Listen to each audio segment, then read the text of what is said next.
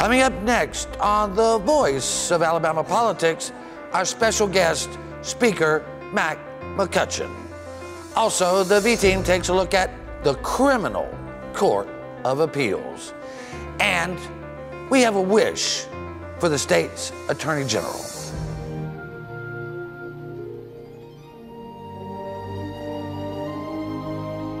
I wish that for only one day Dad couldn't tell a lie.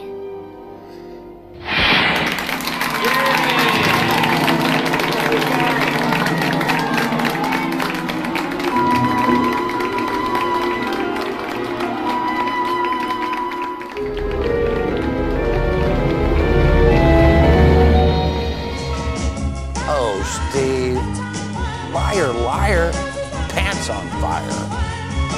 All this and much, much more coming up next on The V.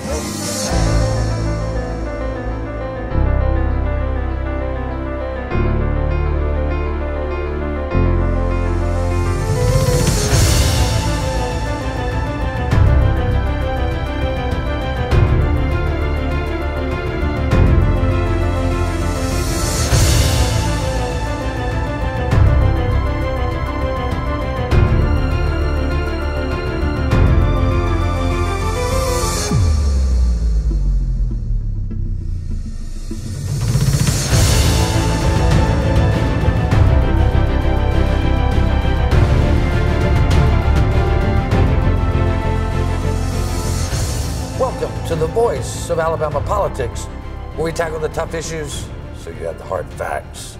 I'm your host, Bill Britt, and as always, I'm joined by the V-Team. Welcome all. Hey, how are y'all doing? Doing good. Chip, glad to have you. Glad to be back.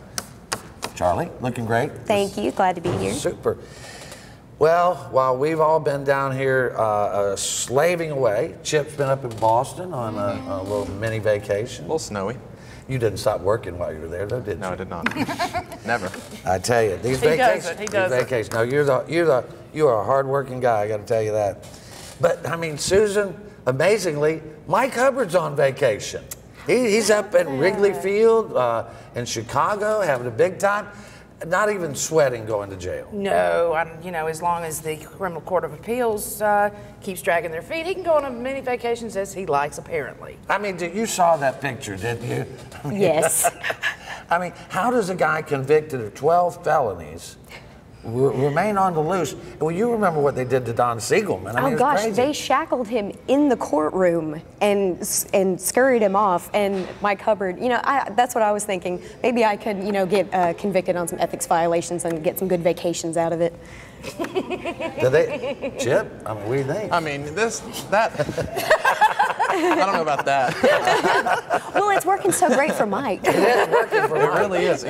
But let's think about it. I mean, this stuff was filed in October 2016. It's been a year and a half since the first stuff, since the appeal was filed. It's been almost a year since the first briefs were filed. There's no, I don't know the exact number, but there's been several other appeals cases, death penalty appeals cases that have been ruled on that were filed after his appeal was. And they say that death penalty cases are, in fact, some of the hardest cases to get through the system.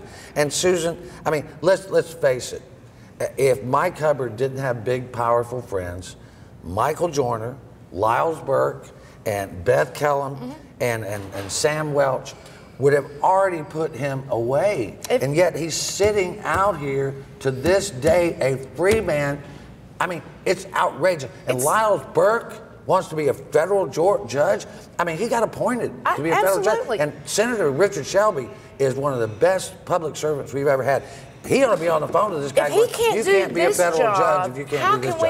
How can we anticipate him doing a good job as a federal judge? He tell you can't what, do his job here. If Republicans confirm this joker before he's ruled on this, they ought to all be kicked out of office. They say that they're waiting until after the primaries. I just don't understand. That's what I don't get. This is not political. Some of these people aren't running for re-election, and Lyles Burke is going to be a federal judge. What would it hurt them to just rule on? If I have to call every senator, the Republican senator in D.C. and remind them that Lyles Burke won't rule on a public corruption case, I'll do it.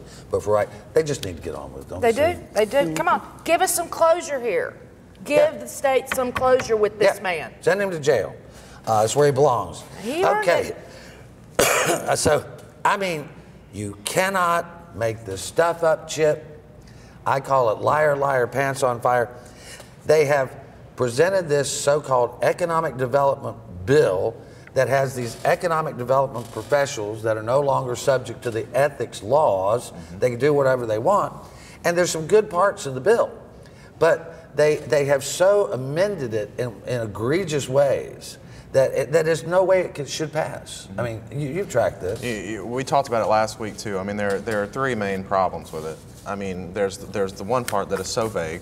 You're leaving open this revolving door where a lawmaker or a lobbyist could just go and become a professional economic developer and be totally free from the ethics laws. Right. There's a part that it doesn't cover principles, or it doesn't clearly cover principles, and then there's the part that you and I have talked about, the less than full-time provision in there, where you don't even have to be a full-time economic developer. You can just do it a little bit on the side and not even have to worry about the ethics laws. Right, and Charlie, we talked about this before.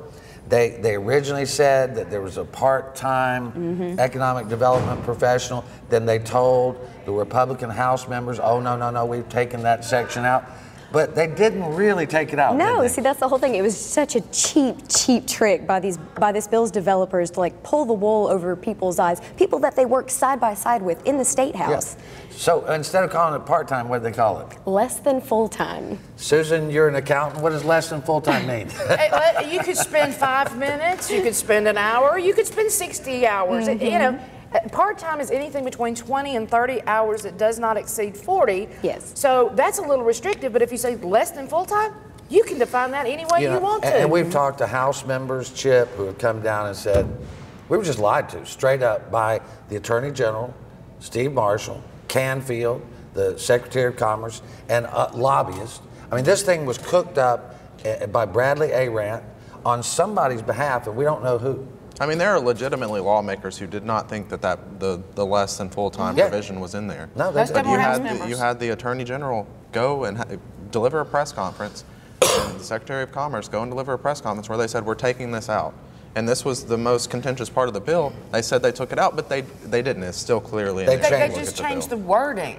Right. Well, at one point, Attorney General Marshall came out and said, "Oh, well, this was all vetted by the top people at my public corruption unit." Well, then let them talk about it. Yeah, they won't let them talk about it. I mean, you know, if it's been vetted by them, Chandler, why not let them come to a hearing and talk about it? They got something to hide, right? You're right. The other thing here is what's interesting to me is they want to fast track this. Why do they want to fast track it? Why is it so important? There's not an economic development project out there that they've attached to needing to get this done this quickly. And that's right. And when they asked the sponsor of the bill, had this held up any economic development in the state, what was the answer? No. No. I mean, during the time that we've had the ethics laws, you've had Toyota Mazda, you've had Airbus, you've had Remington, you've had all of these companies that have come here, and there hasn't been a problem recruiting them. Right.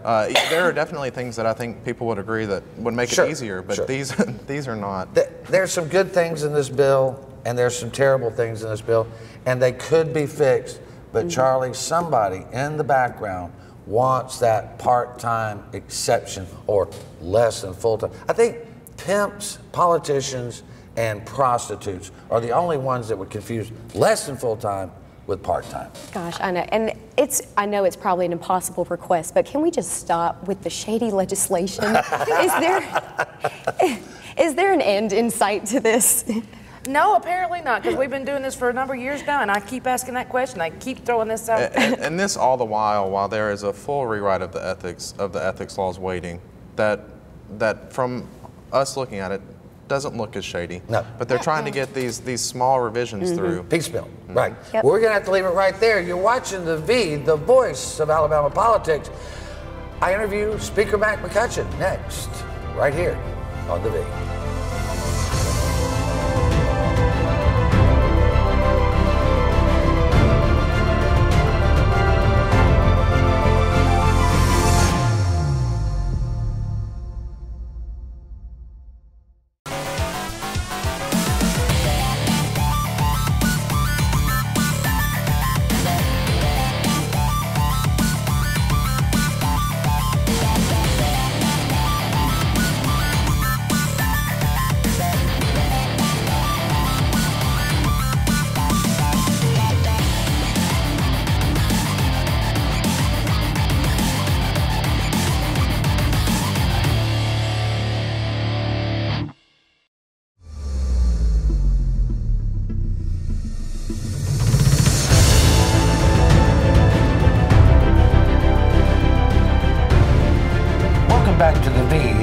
voice of Alabama politics. Our very special guest today is Speaker of the House, Mack McCutcheon. Mr. Speaker, thank you. Bill, welcome to the People's House again. It is one of my favorite places to be. There are some days when I think there's no place I'd rather be, and then there are other days I think I couldn't be further away from it and be happy.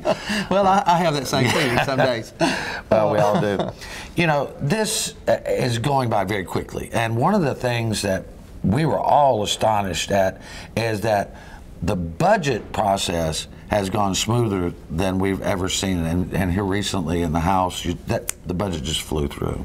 We've had some good work on the budgets this session, and I think one of the things that has helped us is that early on the Senate leadership, House leadership, and the executive branch sat down before the session ever started, and we talked about the budgets. Right. And it was extremely helpful working the budgets through the process. It really was. Yeah, and I know I spoke to the governor's office around that time, and they were like, this is extraordinary that we're actually being able to, because most of the time the governor sends over a budget and it's just like, that's right. We don't know what's in it, not until we get into session, and then we see it. But this way we were able to talk about it. We were talking about some of those areas that would be controversial, and we worked out some things. So it was very good meetings, and I think the results of that is beginning to prove itself out now.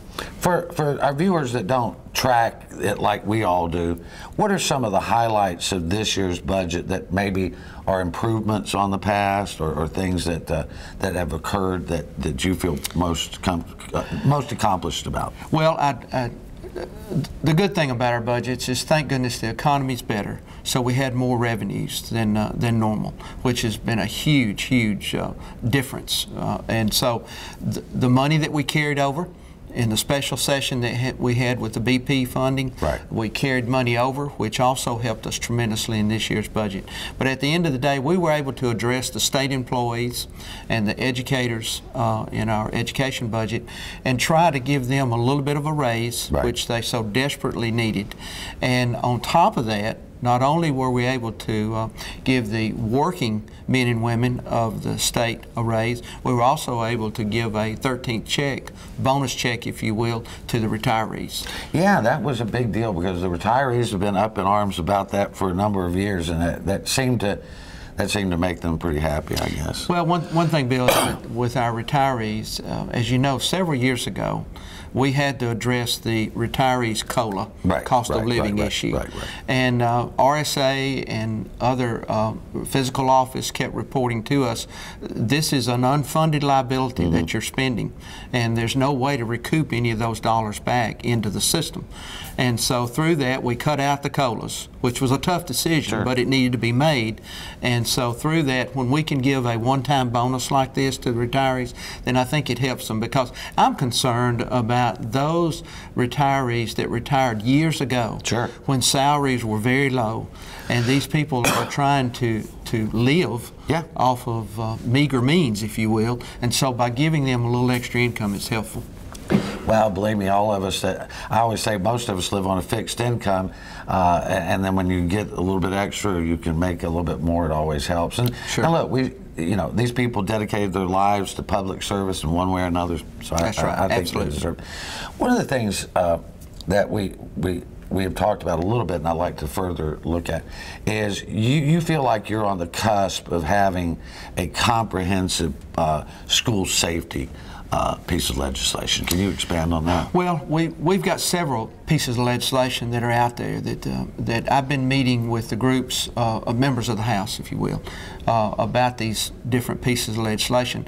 And there's so many issues that we need to be looking at, from building security to the mental health issue, having information for our educators, knowing about the students, such as juvenile delinquents, problem with children that they have in their school system, to security, having armed security in the school, resources for school systems to be able to supply SROs or school resource officers in their schools.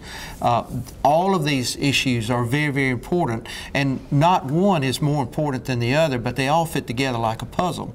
And 2 years ago, we had the School Safety Task Force together. They came up with some very good plans for implementing school safety standards in our state. And honestly, when we look at other states, Alabama's really ahead of the curve on this.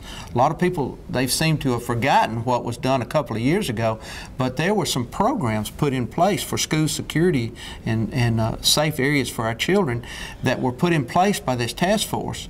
And I've challenged every member in the House, every member in this House, to go into their school districts that they represent in their districts. Right.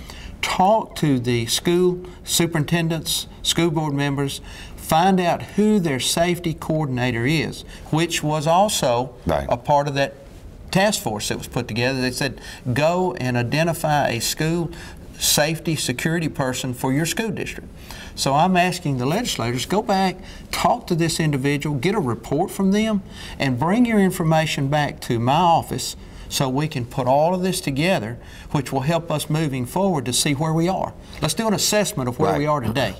I know if we've looked at studies over the years, if you do an overlay of poverty, crime, lack of education, I mean, those are things we can identify. Yes. But these shooters, they're not as easy to identify. I know Susan's been on you and everybody that'll listen to her that we need to do more funding in mental health. Yes. And that's a need, but it's almost not an ability to do it because of lack of funds. Yeah, as you know, we've got a bill that's going to be a part of our budget plan to where that we're going to have some additional funds to help school districts with SROs and or possibly hire more counselors. And we're hoping that we can have a program going forward, that we can have a program to where if the counselors identify a student that's having some mental health issues, then bring those children in and have a good working relationship with a local mental health group to where that that you can guide these children and their parents and guardians in the direction of mental health, so hopefully they can get some help. Right. We only got about 30 seconds here, but one of the things I don't think I've ever heard before is a sponsor of a bill got up the other evening and said, as a matter of fact, I don't think I like that bill very much myself. That's pretty good. Well, it was pretty good. I have to laugh about that because many things happen in here are comical, but that happens every now and then. Well, you think about it, doesn't sound as good in the light of day, Once all the facts come out, because it's amazing to me, I tell young people all the time, I said, what is a bill? And they'll give me all of these different answers. And I said, a bill is nothing more than just a good idea that somebody starts with, and then it grows from there. Yeah. But I said, at the end of the day, you introduce a bill and you're thinking, that's a great bill. But once you get down here and you start hearing different viewpoints, then you begin to wonder, hey, was this bill really as good as I thought it was? And that's the process, right? That is the process. Thank goodness for it. Yeah, well, Ms. Speaker, thank you for inviting us in. We always enjoy our time together. Always good to have you. Thank you. You're watching The V, the voice of Alabama politics. Our special guest today has been Speaker of the House, Mack McCutcheon. We'll be right back with more news and analysis.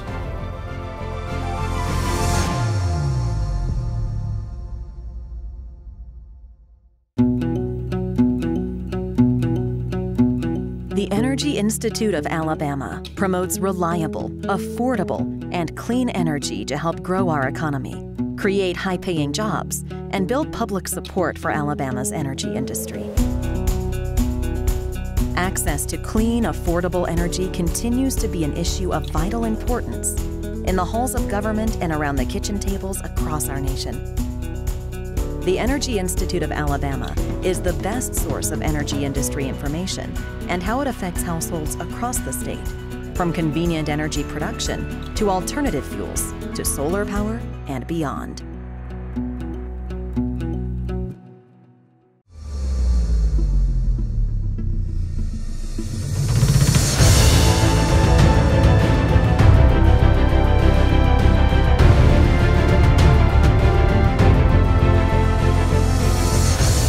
Welcome back to The V, the voice of Alabama politics. Susan, controversy was certainly courted by this daycare bill. There were people on the right that did not want church daycares to be held accountable to the same standards as others. And so now we have a compromise bill. Can you give us a little update on that bill? Well, first of all, I want to say at least this is a step in the right direction. Okay, this bill now covers any of the daycares that receive any kind of federal funds. They have to be under these requirements. Now, if a church does, then they have to too. But as the law stands right now, as this bill stands, the churches are not covered under it. So it's for profits, right? And then anyone who receives federal funds. Is that correct, Chip? It's important to remember that about a half of the daycares in Alabama were previously receiving this exemption for being religiously affiliated.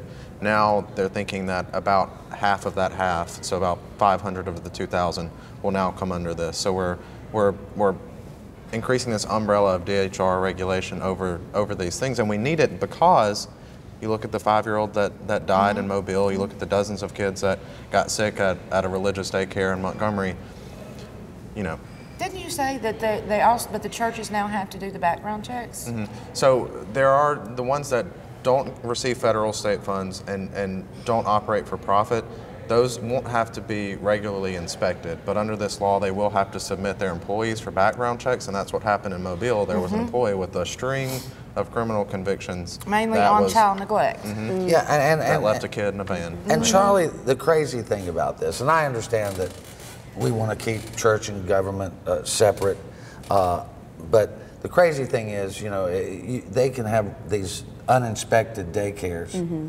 You can have formula, or I mean, you can have mother's milk stored in the refrigerator. You can have formula stored in the refrigerator to feed babies, and they don't have any requirements to really safeguard it. See, that's what I don't get about the whole thing. I understand the separation of church and state. You let, you know, religious affiliated businesses do what they need to do, and then for profits do what they need to do. But what it really boils down to is the safety of the children.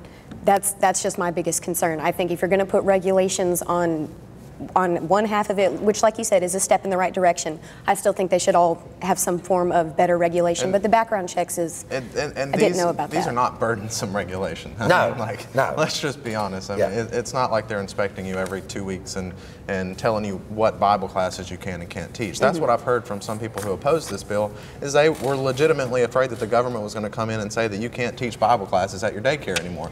That is not what this bill does. This bill is about the safety of kids and making sure that they're not getting fed spoiled food and spoiled formula that makes them sick. I have to go back to this thing. I don't want the government coming in and saying what you can preach, and I just assume the preachers not come in and tell the government what bills they can pass. That's just listen, I care about the gospel. I understand that I don't have to beat the Bible to know what I believe. But again, Charlie, it's like you said, it's about the children. Something happened this week that we rarely see, right? So a lawmaker stands up in the middle of presenting a bill that's as crooked as a dog's hind leg, and he actually tells us it's crooked, right? Oh yeah, that's what shocked me. Like, you expect your legislators to get up and tell the truth and be honest about something, but when they're doing something really wrong, it kind of catches you off guard when they tell you exactly what they're doing. I mean, Chip, we saw Richie Wingo, not Johnny, but he came out and he actually admitted to what this piece of legislation would do, and that was, if it had been in place when Mike Hubbard was Speaker, it would have let him do what he did and get away with it. You know, I just really hope that he was trying to articulate that hopefully this bill would have prevented Mike Hubbard from doing the things that he did. But for some reason, I'm not sure that is He said it would have saved the state the embarrassment of the Hubbard trial. And then Laura Hall, Representative Laura Hall, said, "Well, are there any lawmakers currently having contracts?" And what this has to do with, or you can, under this bill, you can take a job or get a contract with a company outside of your expertise, and as long as you fill out this form and file it with the Ethics Commission, then that contract's okay. And so Laura Hall said, "Well, is there anybody, you know, that has any of these contracts currently?" And Richie Wingo said, "Well, I think so, yes." Oh, now, my opinion was, get the grand jury, you know, really. I mean, does anybody smell anything here? I mean, everyone show of hands. That's what took down Mike Hubbard, is he had all these consulting contracts with businesses that he had no expertise in. It would be one thing if he was being a consultant for, you know, a sports radio network, but that's not what he was doing. He was trying to get cups pushed through the patent process, which what does he know about that? Yeah, That's what this is saying, is if you are operating outside of your purview, outside of your line of work, then you have to file these reports. Yeah, but what is that going to do? Because who's going to look at the reports? Do they even have the authority to go investigate these things if there's not a complaint filed? But remember, the one thing that Mike Hubbard got by with was Southeast Alabama Gas District. Because he had a contract with them for like $7,500 or But he had an $12,000. unofficial ethics opinion, and that the jury thought that was reasonable doubt. This would do the same thing. Well, I think this is even worse because, Charlie, now what we understand is the ethics commission does not have authority, nor do they have the responsibility to review these. So no, they don't, and that's going back to what Chip said. Who's going to look over this? Who's going to investigate this? Who's going to make sure they're, following the letter of the law and doing what they're supposed to be doing? And that's the thing. This is another one of those bills that's just not very detailed. It would be one thing if they said that you had to file these and they have to be inspected by the Ethics Commission, and then a report or an opinion has to be filed on whether or not it's okay. That would make more sense. But this is just saying file them, and then what happens after that? Right. Who looks at them? And this passed the House of Representatives here in Alabama. It's just crazy. We only got about 1 minute left. I got to tell you, Steve Flowers sometimes surprises me, and sometimes he entertains me, and then other times he just baffles me. But I love Steve, and he's one of the best historians we have in the state.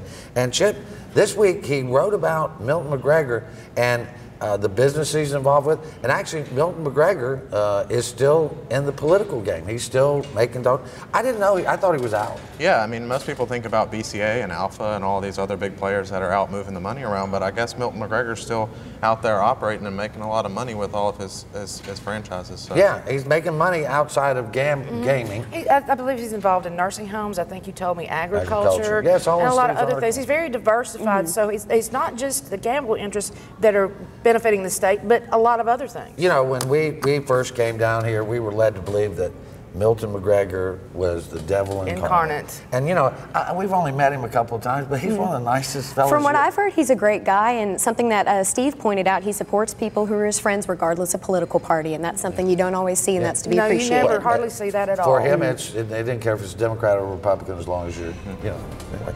Well, we're going to have to leave it right there. You've been watching The V, the voice of Alabama politics. You watch us because we watch them.